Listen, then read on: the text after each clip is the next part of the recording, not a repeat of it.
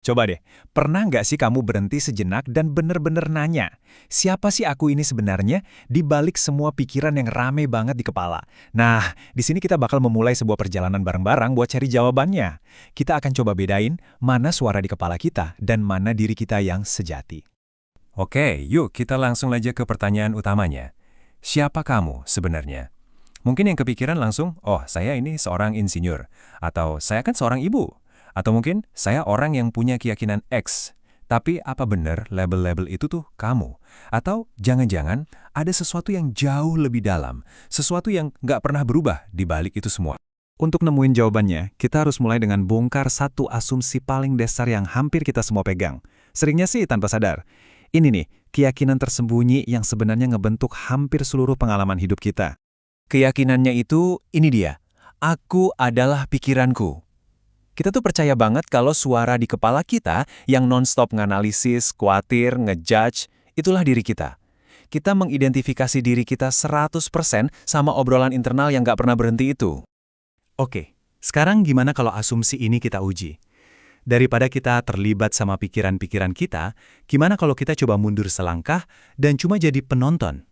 Yuk, kita lihat apa sih yang sebenarnya terjadi di dalam pikiran kita kalau kita cuma ngamatin aja. Mungkin yang pertama muncul itu sebuah ingatan, entah kenangan liburan seru dulu, atau mungkin obrolan yang agak canggung dari bertahun-tahun yang lalu. Pikiran itu datang gitu aja, tanpa diundang. Terus, dalam sekejap, ganti lagi. Sekarang yang muncul malah kekhawatiran soal besok, minggu depan, atau tahun depan. Fokusnya langsung loncat dari masa lalu ke masa depan. Lalu tiba-tiba aja muncul rasa bahagia. Mungkin karena mikirin sesuatu yang kamu tunggu-tunggu. Rasanya emang enak, tapi coba deh perhatiin. Bahkan perasaan ini pun nggak tinggal selamanya. Dan ya, nggak lama kemudian bisa jadi rasa bahagia tadi diganti sama gelombang cemas atau sedih. Semuanya tuh datang dan pergi, silih berganti aja gitu, di dalam aliran kesadaran kita yang nggak pernah berhenti. Udah mulai kelihatan kan polanya? Pikiran dan perasaan itu terus-terusan datang dan pergi. Mereka nggak pernah stabil. Ini ngebawa kita ke sebuah kesimpulan yang logis banget. Gimana mungkin sesuatu yang kerjanya berubah terus bisa jadi inti dari diri kita yang sejati? Hakikat diri kita itu harusnya sesuatu yang konstan kan? Biar lebih kebayang, kita pakai sebuah metafora yang keren banget nih. Coba bayangin, kesadaran kita itu seperti sebuah lautan yang luas. Nah, dalam metafora ini, semua pikiran dan emosi kita itu adalah gelombang di permukaan. Mereka muncul, pecah, terus hilang. Selalu bergerak, selalu bergejolak. Tapi, kamu bukanlah gelombangnya.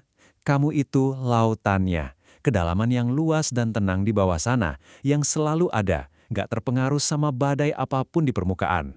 Dan disinilah letak masalah utamanya. Kita tuh sering banget ngabisin energi kita buat fokus ke setiap gelombang, setiap pikiran, setiap emosi, sampai kita benar-benar lupa kalau hakikat diri kita yang sebenarnya adalah lautan yang dalam dan luas itu sendiri. Jadi, gimana caranya biar kita bisa berhenti sibuk sama gelombang dan mulai merasakan kedalaman lautan di dalam diri kita?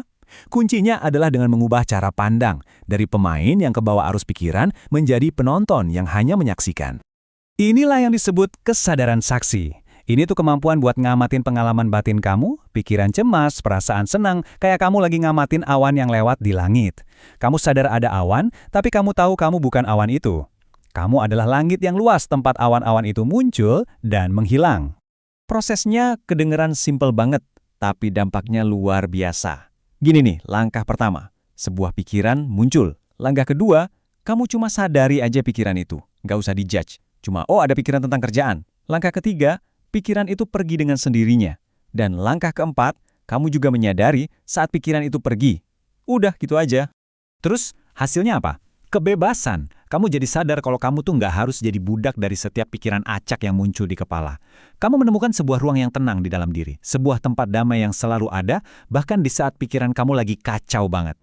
Memahami kalau kita bukan pikiran kita, itu bukanlah akhir dari perjalanan ini. Justru sebaliknya, ini adalah sebuah gerbang, sebuah awal dari penjelajahan yang jauh lebih dalam lagi tentang siapa diri kita. Dan ini membawa kita ke pertanyaan terakhir yang paling penting. Kalau kamu bukan pikiranmu, bukan emosimu atau sensasi tubuhmu, lalu siapa sosok yang sedang menyaksikan semua itu? Siapakah kamu yang diam-diam mengamati semua itu terjadi?